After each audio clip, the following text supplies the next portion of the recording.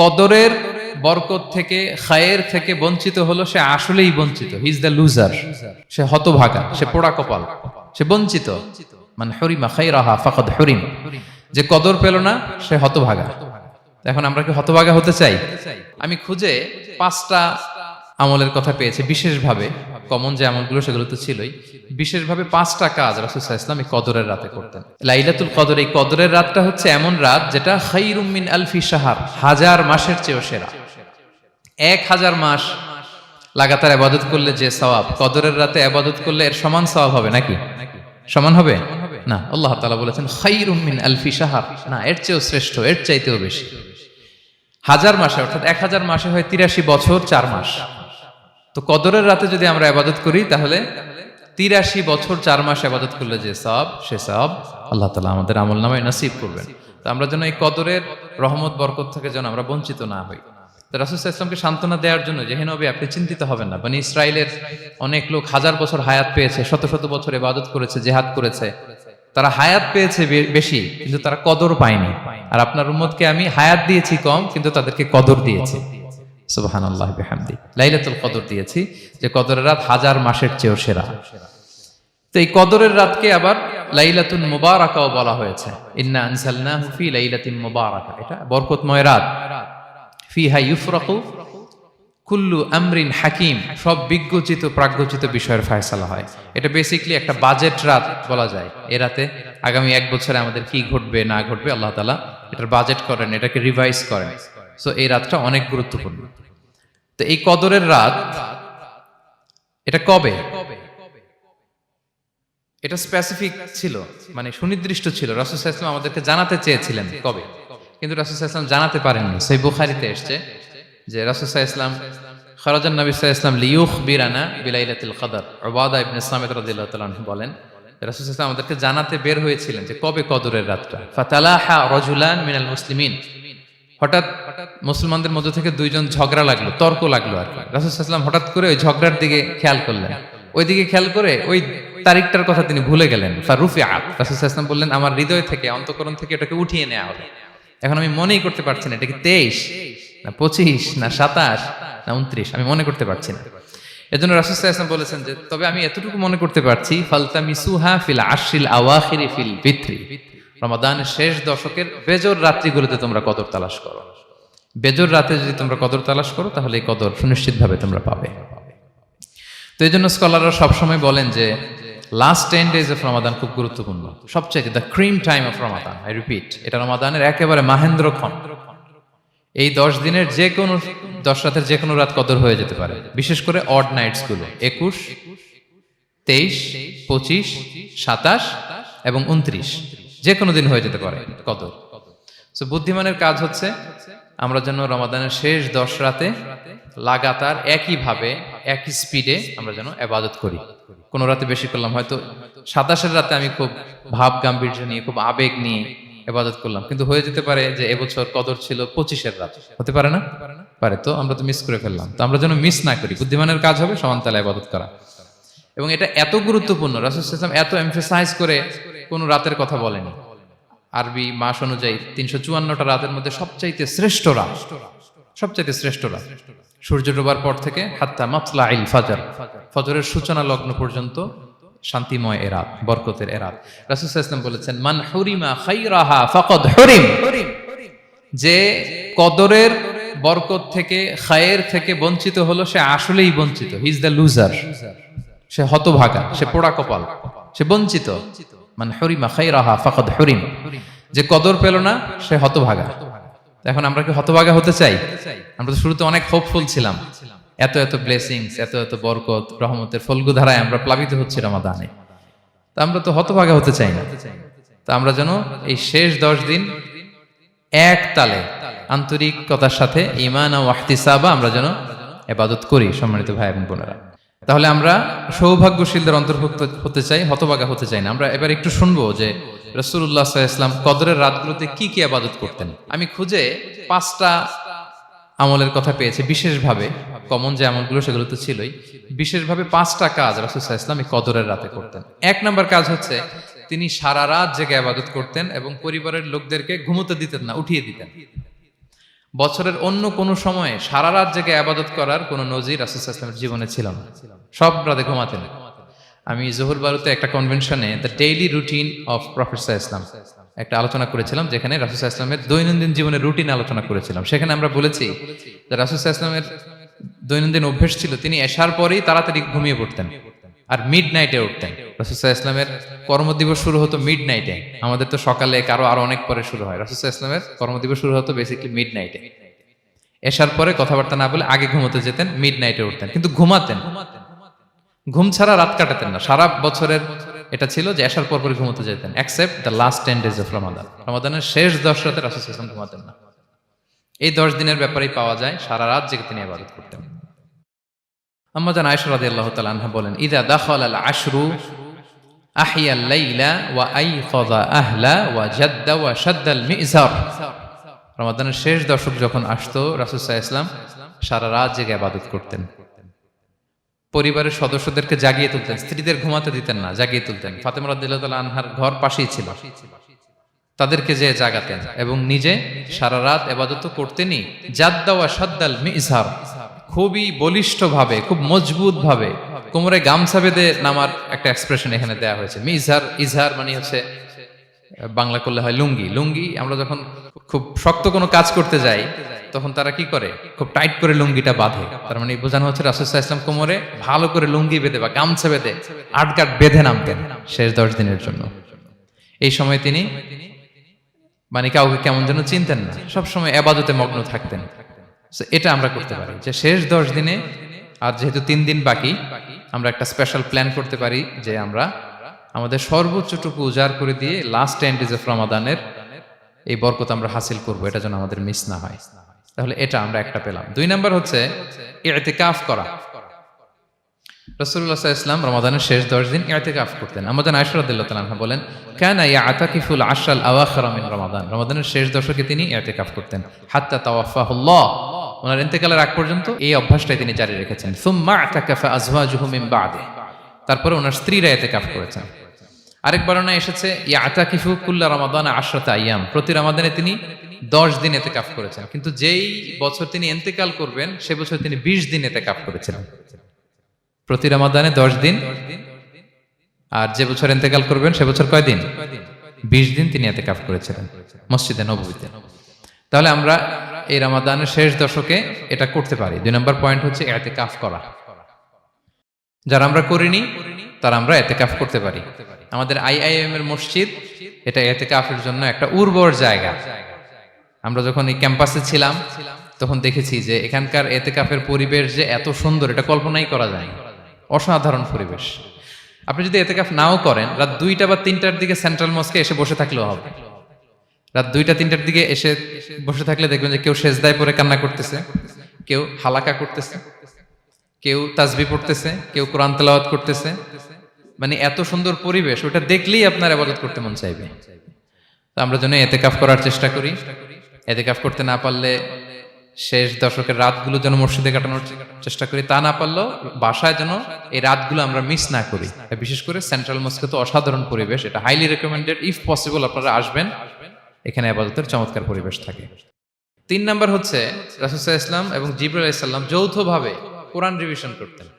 খুব ইন্টারেস্টিং। সারা বছর যেটা নাজিল হতো, রমাদানে জিবরাইল আলাইহিস সালাম রাসূল সাল্লাল্লাহু আলাইহি ওয়াসাল্লামকে শোনাতেন, রাসূল সাল্লাল্লাহু আলাইহি ওয়াসাল্লাম আবার জিবরাইল আলাইহিস সালামকে শোনাতেন। সহিহ বুখারীর বর্ণনা, কানা জিবরিলু ইয়ালকাহু ফি কুল্লি লাইলাতিন মিন রমাদান ফায়ুদারিসুহুল কুরআন। প্রতি রমাদানের প্রতি রাতে এসে রাসূল সাল্লাল্লাহু আলাইহি ওয়াসাল্লামের সাথে কোরআন মুদারাসা করতেন।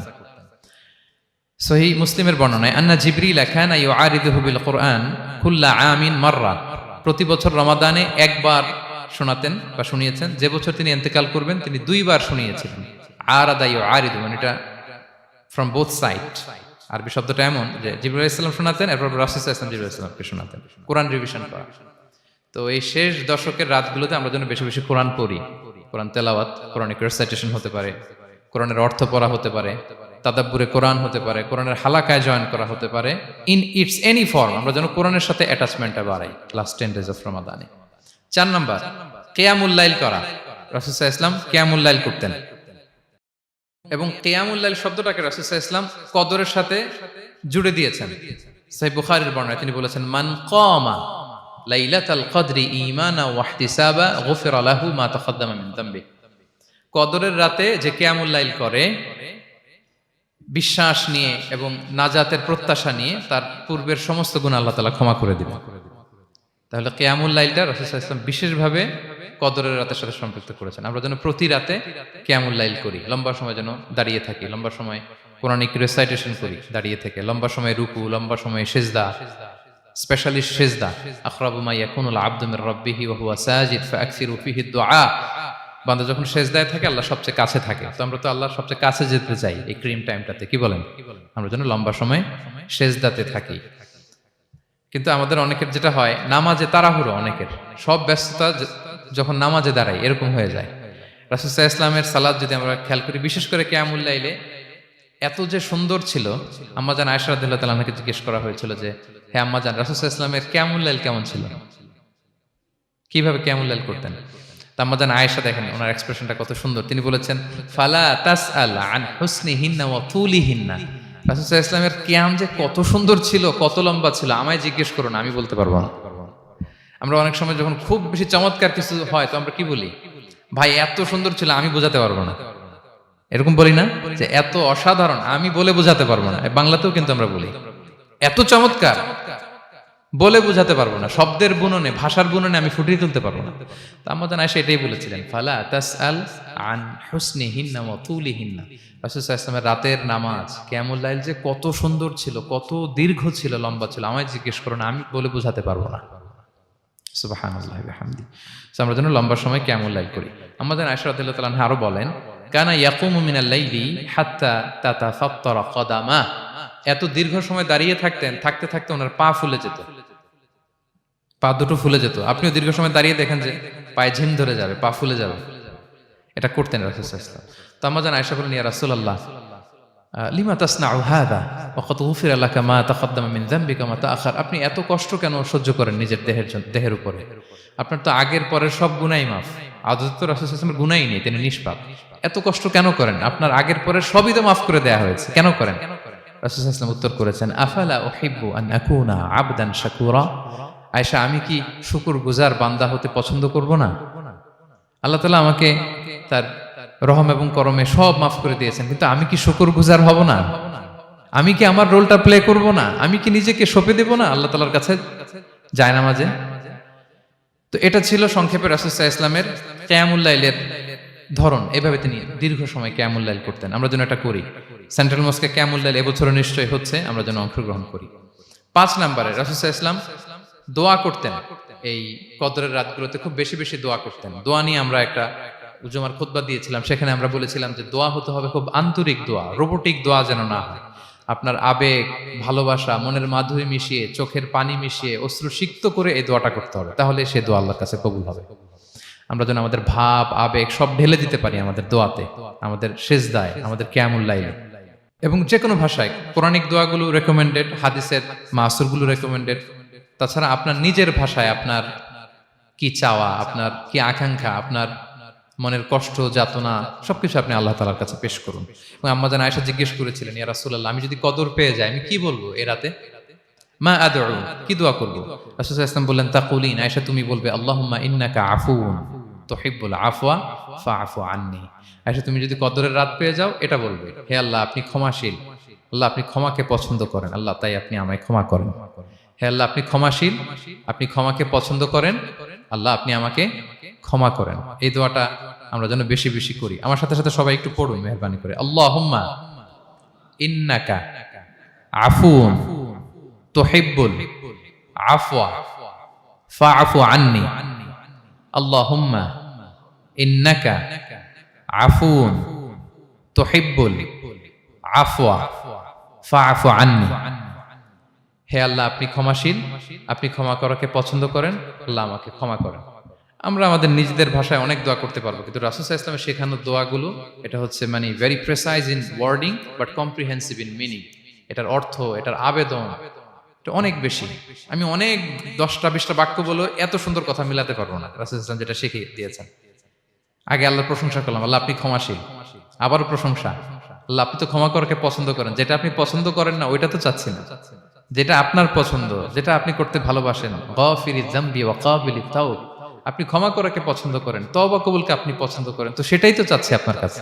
আপনি আমার তওবা কবুল করুন, আল্লাহ আপনি আমাকে ক্ষমা করুন। সো এই দোয়াটা প্রত্যেক রাতে যেন আমরা বেশি বেশি করি সম্মানিত সুধী। এবং এই যে রিমাইন্ডারগুলো শুনলাম, এটা রমাদানের পরেও যেন আমরা অব্যাহত রাখি। আমরা নাম দিয়েছি যে gear up for a great Ramadan. আমাদের এবাদতের যে ধারাবাহিকতা, এই গতিটাকে আরেকটু গেয়ার আপ করা, আরেকটু পুশ করা নিজেকে, আরেকটু এক্সট্রা ড্রাইভ দেওয়া এই শেষ মুহূর্তে। মাত্র 13টি দিন আমাদের হাতে আছে, আমরা যেন আরেকটু ইফোর্ট দেই, আমরা যেন আরেকটু ড্রাইভ দেই, যাতে করে আমরা আল্লাহ তাআলার আরো নিকটবর্তী হতে পারি। এবং এই রমাদানে আমরা যা শিখলাম, যেটা করলাম, এটার ইম্প্যাক্ট যেন রমাদানের পরেও আমাদের মধ্যে থাকে। আমাদের অনেকের এটা হয় যে রমাদানে আবেগে অনেক আলোচনা শুনে, ক্ষমার মাস এটা জেনে এত এবাদত, রমাদান নাই এবাদতও নাই, এরকম হয়ে যায়। এটা যেন না হয়, বরং এটার একটা পরশ যেন আমাদের হোল দ্য ইয়ার লং থাকে। আরব শায়েখরা বলেন যে কুন রব্বানি লা তাকুন রমাদানি, রব্বানি হও, রমাদানি হও না। মানে রমাদান আসছে, তুমি রমাদান কেন্দ্রিক এবাদত নিয়ে অনেক উচ্ছ্বাস, কিন্তু রমাদান শেষ এবাদত শেষ, এমনটা যেন না হয়। রমাদানের পরেও সে মেহেরবান আল্লাহ তাআলা কিন্তু আমাদের জন্য আছেন। তিনি প্রতি রাতে শেষ রাতে নেমে আসেন, এসে ডাকতে থাকেন, কার ক্ষমা লাগবে ক্ষমা চাও, ক্ষমা করব। কে বিপদে পড়েছো বলো, আমি উদ্ধার করব। তো তিনি আরশের উপর থেকে প্রথম আসমানে নেমে আসলেন দেওয়ার জন্য। আমি ঘুম থেকে জাগতে পারলাম না, নেয়ার জন্য। এটা হইলো? প্রাইম মিনিস্টার আনোয়ার ইব্রাহিম আমাকে একটা অ্যাওয়ার্ড দিবে, লেটস সে হোটেল ইন্টারকন্টিনেন্টাল, উনি এসে বসে আছে, বাট আমি যেতে পারিনি। এটা হয় না। আল্লাহ তাআলা প্রতি রাতে শেষ রাতে এসে বলেন কার কি লাগবে দাও। তিনি নেমে আসেন বা বিশেষ মনোনিবেশ করেন প্রথম আসমানে এসে, কিন্তু আমরা যে নিব সেই সময়টুকু আমাদের হয় না। আমরা এতটা গাফেল যেন না হই, আমরা যেন একটু পুশ করি। বড় কিছু পেতে হলে নিজেকে পুশ করতে হয়, এক্সট্রা একটা ড্রাইভ দিতে হয়। সম্মানিত শুধু 17টা দিন কি করলাম একটু রিভাইজ করি, যোগ বিয়োগ করি নিজের সাথে নিজে, যে প্ল্যানটা নিয়ে রমাদান শুরু করলাম ওইরকম কিয়ামুল লাইল করতে পারলাম কিনা, ওইরকম চ্যারিটি করতে পারলাম কিনা, রেসাইটেশন করতে পারলাম কিনা, একটু যেন নিজের সাথে নিজে বোঝাপড়া করি, একটু যেন রিভাইজ করি এবং নিজেকে যেন একটু পুশ করি। সম্মানিত শুধু এই ছিল সংক্ষিপ্ত আলোচনা। আমি 30 সেকেন্ডসে পুরো আলোচনাটা আবার একটু যারা পরে এসেছেন একটু রিভাইজ করে নেই। আমি শুরুতে এভাবে শুরু করেছিলাম যে রমাদান এটা হচ্ছে it's a month of hope, এটা আশা জাগা নিয়ে একটা মাস। এই মাসের যে রহমত বরকতের যত যত হাদিস কোরআনের আয়াতগুলো আমরা বলেছি, এগুলো শুনলে আমাদের মধ্যে একটা আশা জাগে, আশাবাদী হয়ে উঠি যে আমার এই মাস আমার মুক্তির মাস, আমি মুক্তি পাবো। কিন্তু at the same time it's a month of warning, এটা আবার সতর্কতার মাস। রাসূলুল্লাহ সাল্লাল্লাহু আলাইহি ওয়াসাল্লাম বলেছেন রোজা রেখে যে মিথ্যা ছাড়লো না, পাপ ছাড়লো না, তার ধ্বংস। আবার 3 বার তিনি আমিন বলেছেন। বেসিক্যালি এটা একটা বদদোয়া যে মান আদরাকা রমাদান ওয়া লাম ইগফার লাহ, যে রমাদান পেয়েও নিজের গুনাহ ক্ষমা করতে পারলো না, তার ধ্বংস। সো আমরা আশাবাদী হব। আল ঈমানু বাইনাল খাউফি ওয়ার রাজা, বিশ্বাস হচ্ছে আমার মধ্যে ভীতিও কাজ করবে, আবার আমার মধ্যে একটা হোপ থাকবে, এটাই ঈমান। সো আমরা যেন এই ওয়ার্নিং গুলো আমাদের মাথায় রাখি যে আমরা যেন আল্লাহর নৈকট্যপ্রাপ্ত বান্দা হতে পারি, ক্ষমাপ্রাপ্তদের অন্তর্ভুক্ত যেন আমরা হতে পারি। এরপরে আমরা বলেছিলাম যে লাআল্লাকুম তাত্তাকুন অ্যাচিভ হচ্ছে কিনা আমাদের প্রত্যেক কাজে এটা খেয়াল করতে হবে। আমাদের সম্মানিত ইউসুফ স্যার খুব সুন্দর করে এটা বলেছেন যে আল্লাহর সচেতনতা, আল্লাহর ভয়, to build up the sense that Allah is watching me, এই সেন্সটা আমার সব কাজের মধ্যে থাকতে হবে। যদি লাআল্লাকুম তাত্তাকুন অ্যাচিভ হয়, সাকসেসফুল, একটা সাকসেসফুল প্রোডাক্টিভ রমাদান আমরা কাটাচ্ছি। আর যদি লাআল্লাকুম তাত্তাকুনের সমস্যা, তার মানে we have to revise hour schedule, যাতে করে আল্লাহর এই সচেতনতা আমরা বিল্ড আপ করতে পারি। এরপর আমরা বলেছি যে আমরা সংযমটা যাতে এনশিওর করি, রমাদানের যে সংযম, নিজের প্রবৃত্তির উপর আমরা বিজয় লাভ করি। সারা বছর প্রবৃত্তি জিতে, রমাদানে আমরা জিতি। এরপর আমরা চ্যারিটির কথা বলেছি। রাসূল সাল্লাল্লাহু আলাইহি ওয়াসাল্লাম খুব জেনারাস হয়ে যেতেন রমাদানে, আমরা যেন আমাদের দানের হাতকে আরো প্রশস্ত করি। এবং রমাদানে আমাদের কমিউনাল স্পিরিট চলে আসে, আমাদের বেসিক্যালি একটা সেলফ ট্রান্সফরমেশন হয়। অনেক বদ অভ্যাস আমরা রমাদানে ত্যাগ করি, বাকি মাসেও যেন এটা আমরা কন্টিনিউ করি।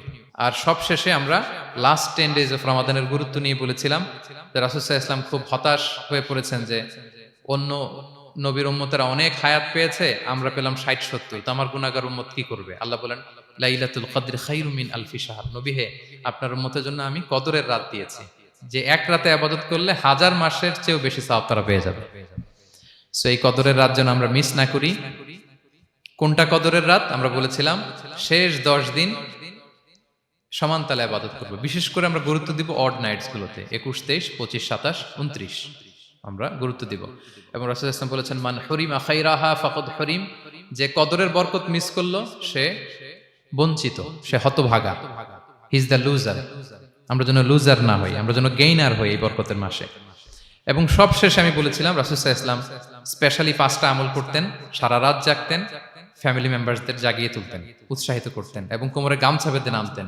এরকম ইবাদতের স্পৃহা অন্য কখনো রাসূল সাল্লাল্লাহু আলাইহি ওয়াসাল্লামের মধ্যে দেখা যেত না, যেমনটা শেষ দশকে তিনি করতেন।